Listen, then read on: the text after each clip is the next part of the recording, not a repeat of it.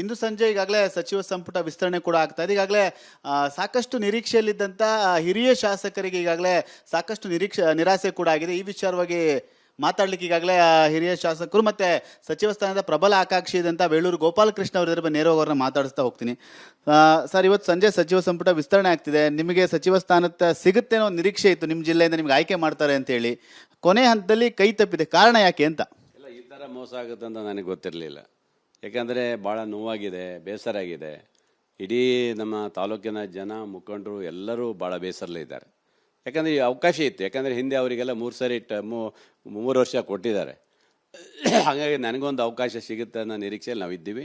ಒಪ್ಪಿಗೆಯನ್ನು ಕೊಟ್ಟಿದ್ದರು, ಆಗತ್ತೆ ಮಾಡ್ತೀವಿ ಅನ್ನೋದು ಇತ್ತು. ಬಹುಶಃ ಇದು ನನಗೆ ಅನ್ನಿಸ್ತದೆ, ಇದು ರಾಜಕೀಯದಲ್ಲಿ ಪ್ರಬಲವಾಗಿರಬೇಕು ಒಂದು, ಮತ್ತು ಮಾಜಿ ಮುಖ್ಯಮಂತ್ರಿ ಮಕ್ಕಳು ಮತ್ತು ಮಂತ್ರಿಗಳ ಮಕ್ಕಳು ಇದ್ರ ಮಾತ್ರ ಆದ್ಯತೆ ಸಿಗುತ್ತೆ ಅನ್ನೋ ಅನಿಸ್ತದೆ. ಬಹುಶಃ ಸಾಮಾನ್ಯ ಶಾಸಕರಿಗೆ ಸಚಿವ ಸ್ಥಾನ ಸಿಗಲ್ಲ, ಜನಸೇವೆನ ಮಂತ್ರಿಯಾಗಿ ಕೆಲಸ ಮಾಡ್ಲಿಕ್ಕೆ ಆಗಲ್ಲ ಅಂತೀರ? ಹಾಗಾದ್ರೆ ಇದೆಲ್ಲ ಈಗ ಅನಿಸ್ತದೆ ನನಗೆ. ಯಾಕಂದರೆ ನಾನು ಬಂಗಾರಪ್ಪನವರ ಗರಡಿಯಲ್ಲಿ ಬಂದು 3 ಸಾರಿ MLA ಆಗಿದ್ದೀನಿ. ನಾನು ಒಬ್ಬ ಹಿಂದುಳಿದ ವರ್ಗದಿಂದ ಬಂದಿದ್ದೀನಿ.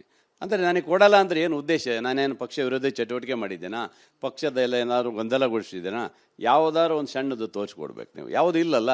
ಮತ್ತು ಹಾಗಾದರೆ ಅವರಿಗೇ ಕೊಡೋದಂತಾದರೆ ನಾವು ಮತ್ತೆ ಹಾಗಾದರೆ ನಾವೆಲ್ಲ ಮುಂದೆ ನಾವು ನಾಯಕರಾಗಬಾರ್ದಾ, ಅಥವಾ ನಮಗೆ ಪ್ರಬಲ ಆಗಕ್ಕೆ ಬಿಡಬಾರ್ದು ಅಂತ ಇದೆಯಾ? ಏನೋ ಇರ್ಬೋದು ನಿಮಗೆ ಅನಿಸ್ತದೆ. ಅಂದರೆ ಮುಂದೆ ಈಗ ಗೋಪಾಲಕೃಷ್ಣ ಅವರ ನಿರ್ಧಾರ ಏನಾಗುತ್ತೆ? ನಿರ್ಧಾರ ಏನಿದೆ ಸರ್? ನನಗೆ ಭಾಳ ನೋವಾಗಿದೆ ನಿಜವಾಗಲೂ. ನಾನು ಅದಕ್ಕೆ ನಾಳೆ ಬೆಳಗ್ಗೆ 10 ಗಂಟೆಗೆ ರಾಜೀನಾಮೆ ಕೊಡ್ತಾ ಇದ್ದೀನಿ.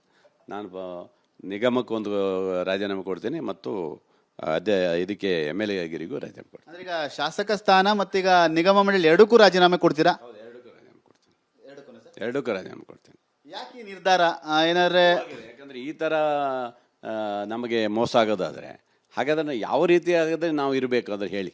ಆದರೆ ಯಾವ ರೀತಿ ಪಕ್ಷದಲ್ಲಿ ಇರಬೇಕು, ಏನು ಮಾಡಬೇಕು ಹೇಳಿ ಅಲ್ವಾ?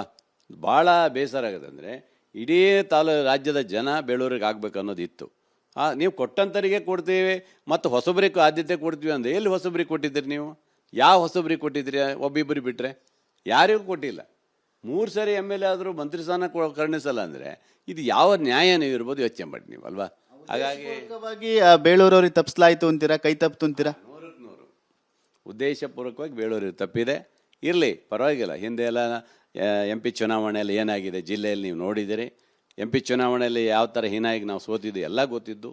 ಹಾಗಿದ್ರೂ ಸಹ ಎಲ್ಲ ಆಗಿನೂ ಸಹ ಇಡೀ ಜಿಲ್ಲೆಯಲ್ಲಿ ಅವ್ರಿಗೆ 3 ವರ್ಷ ಅಧಿಕಾರ ಕೊಟ್ಟರು ಸಹ ನಮಗೆ ತಪ್ಪಿಸಿದ್ದಾರೆ. ಅಂದರೆ ಉದ್ದೇಶ ಏನೋ ಬೇರೆ ಇರ್ಬೋದು. ಸಾಕಷ್ಟು ಸಂಖ್ಯೆಯಲ್ಲಿ ನಿಮ್ಮ ಕಾರ್ಯಕರ್ತರ ಅಭಿಮಾನಿಗಳು ಕೂಡ ಬಂದಿದ್ದಾರೆ. ನೋವಿದ್ಯಾ? ಎಲ್ಲರೂ ಅಳ್ತಾ ಇದ್ದಾರೆ, ಬೇಜಾರಾಗಿದ್ದಾರೆ. ನೋವು ಬರದೇ ಇರುತ್ತಾ? ಹಾಗಾಗಿ ನನಗೂ ಭಾಳ ಬೇಸರಾಗಿ ನಾನು ಸಹ ಅದೇ ನಾಳೆ ಬೆಳಗ್ಗೆ 10 ಗಂಟೆಗೆ ನಮ್ಮ ಜೊತೆ ಭಾಳ ಜನ ರೆಡಿಯಾಗಿದ್ದಾರೆ. ನಾವೆಲ್ಲ ಸೇರಿ ರಾಜೀನಾಮೆ ಕೊಡಬೇಕು ತೀರ್ಮಾನ ಮಾಡಿ. ಈಗ ನೀವು ಸೇರಿದಂತೆ ಸಾಕಷ್ಟು ಜನ ನಾಳೆ 10 ಗಂಟೆಗೆ ರಾಜೀನಾಮೆ ನೀಡ್ತೀರಾ? ನಾಳೆ ಒಂದಿಷ್ಟು ಜನ ನಮಗೆ ಜೊತೆ ಸೇರಿಕೊಂಡು ಇವತ್ತು ಮಾತುಕತೆ ಆಡಿ ಸಂಜೆ ಒಂದು ಮಾತುಕತೆ ಮಾತಾಡಿಕೊಂಡು ನಾಳೆ ಬೆಳಗ್ಗೆ ರಾಜೀನಾಮೆ ಕೊಡ್ತೀವಿ. ಹೊಸ ಮುಖಗಳಿಗೆ ಒಂದು ಅವಕಾಶವನ್ನು ಕೊಡಬೇಕು, ಹೊಸಬರಿಗೆ ಅವಕಾಶವನ್ನು ಕೊಡಬೇಕು ಅನ್ನೋ ಚರ್ಚೆ ದೊಡ್ಡ ಮಟ್ಟದಲ್ಲಿ ನಡೀತಾ ಇತ್ತು. ಈಗ ಇಲ್ಲ, ಏನೂ ಇಲ್ಲ. ಹೋದ ವರ್ಷ ಏನು ಹಿಂದೆ 3 ವರ್ಷ ಮಾಡಿದ್ದಾರೆ ಅವರಿಗೆ ಅವಕಾಶವನ್ನು ಕೊಟ್ಟಿದ್ದಾರೆ, ಬಿಟ್ಟರೆ ಬೇರೆ ಯಾರಿಗೂ ಅವಕಾಶ ಇಲ್ಲ. ಯಾರಾದರೂ ಮನವೊಲಿಕೆ ಮಾಡಿದರೆ ನಿಮ್ಮ ರಾಜೀನಾಮೆಯಿಂದ ಹಿಂದೆ ಸರಿತೀರಾ? ಯಾಕೆ ಸರಿ? ಇದನ್ನು ಏನು ಉಪಯೋಗ ಏನಿದೆ ಹೇಳಿ ಅಲ್ವಾ? ಏನು ಪ್ರಯೋಜನ ಏನಿದೆ? ನಾವು ಎಷ್ಟು ಈಗ ಅಂದರೆ 8-10 ವರ್ಷ ಆದರೆ 8-9 ಬಾರಿ ಬಹುಶಃ MLA ಆದರೆ ಮಾತ್ರ ಕೊಡ್ತಾರೆ ಏನೋ ಗೊತ್ತಿಲ್ಲ. ಆ ರೀತಿ ಭಾವನೆ ಇರಬೇಕೇನೋ. ಖಂಡಿತ ಬೇಜಾರಾಗಿದೆ. ನಾನು ರಾಜೀನಾಮೆ ಬೆಳಗ್ಗೆ 10 ಗಂಟೆಗೆ ಕೊಡ್ತೀನಿ. ಇದಿಷ್ಟು ಹಿರಿಯ ಶಾಸಕರಂತ ಬೇಳೂರು ಗೋಪಾಲಕೃಷ್ಣ ಅವರ ಮಾತು. ಸಾಕಷ್ಟು ನೋವಾಗಿದೆ, ನಿರೀಕ್ಷೆ ಇತ್ತು. ಉದ್ದೇಶಪೂರ್ವಕವಾಗಿ ನನಗೆ ಸಚಿವ ಸ್ಥಾನವನ್ನು ತಪ್ಪಿಸಲಾಗಿದೆ. ಹಾಗಾಗಿ ನಾನು ನನ್ನ ಶಾಸಕ ಸ್ಥಾನ ಮತ್ತು ನನಗೆ ಕೊಟ್ಟಿರುವಂಥ ನಿಗಮಕ್ಕೂ ಎರಡಕ್ಕೂ ನಾನು ರಾಜೀನಾಮೆಯನ್ನು ನೀಡ್ತೀನಿ ಅನ್ನೋ ಮಾತನ್ನು ಕೂಡ TV9 ಜೊತೆ ಹಂಚಿಕೊಳ್ತಾ ಇದ್ರು. ಕ್ಯಾಮರಾಮನ್ ಸೈಯದ್ ಜೊತೆ ಸುನಿಲ್, TV9 ಬೆಂಗಳೂರು.